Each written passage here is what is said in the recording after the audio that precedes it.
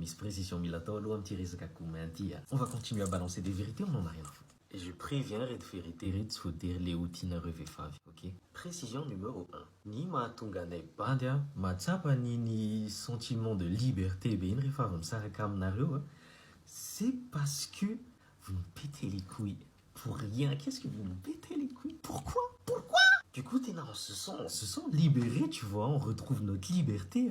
Refa, pourquoi vous aimez tellement nous péter les couilles? Face à les yeux, après, Refa, trop de liberté, ça fait chier. T'es malade et loin et c'est pathétique, dit à haute voix.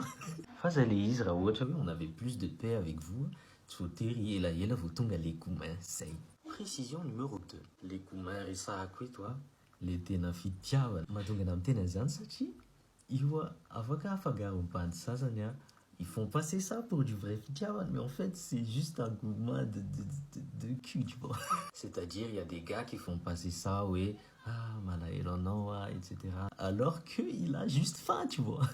C'était la koumain, intizin. T'es zèle, t'es que t'es nanare, tiens, naro, ratena les koumain na fitiawan, ça les rait. Je